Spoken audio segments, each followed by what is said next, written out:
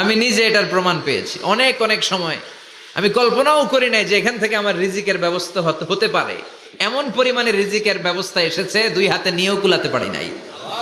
এজন্য সব সময় চলতে ফিরতে উঠতে বসতে ইস্তিগফারের সাথে লেগে থাকার দরকার আছে না নেই?